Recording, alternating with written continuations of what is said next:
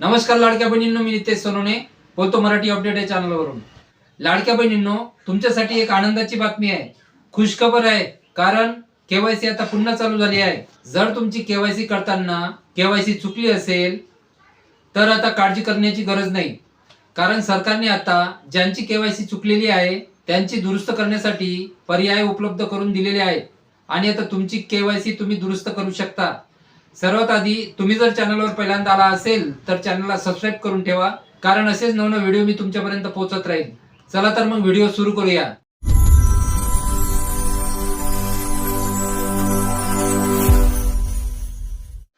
आज 6 फेब्रुवारी रोजी जीआर सुद्धा आलेला आहे। तुम्ही स्क्रीनवरती पहा, जीआर सुद्धा आहे। या जीआर मध्ये केवायसी दुरुस्त करण्यासाठी पर्याय उपलब्ध करून दिलेले असे सांगण्यात आलेले आहे। तुमची केवायसी जर चुकली असेल तर तुम्ही ते दुरुस्त करू शकता। केवायसी नक्की दुरुस्त कशी करायची आपण या व्हिडिओमध्ये पाहणार आहोत।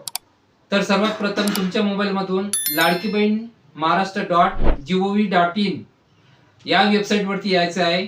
या वेबसाईट वरती आल्यानंतर इथे पहा ऑप्शन नवीन आलेला आहे। ई केवायसी ची संधी फक्त त्या लाभार्थ्यांना आहे ज्यांच्याकडून ई केवायसी करताना चुकीचे पर्याय निवडलेले आहेत। ज्यांनी काही जणांनी होय तर काही जणांनी नाही असे केलेले आहे, हा बॉक्स आहे त्यावरती क्लिक करायचं आहे। आपल्याला दुरुस्त करण्यासाठी क्लिक केल्यानंतर इथे फॉर्म ओपन होईल। आता इथे लाभार्थी आधार नंबर विचारला जाईल। लाडके बहिणींनो, आपला आधार नंबर इथे टाकायचा आहे आणि कॅप्चा जसा आहे तसाच टाकून मी सहमत आहे वरती क्लिक करून ओटीपी पाठवावर क्लिक करायचं आहे।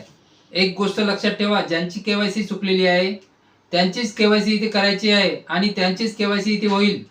आता ओटीपी पाठवावरती क्लिक केल्यानंतर हा ओटीपी जाईल।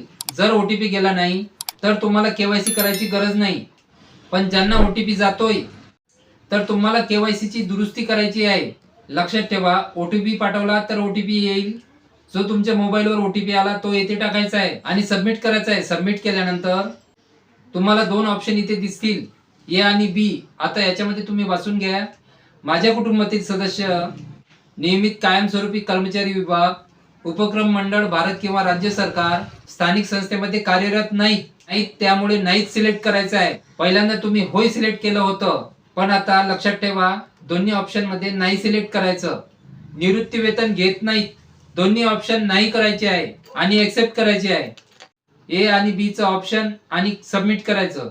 आता तुमची केवायसी येथे झाली। अशा पद्धतीने तुम्ही केवायसी आपली दुरुस्ती करू शकता। महत्त्वपूर्ण हा व्हिडिओ होता। तुम्ही जास्तीत जास्त लाडक्या बहिणीपर्यंत शेअर करा।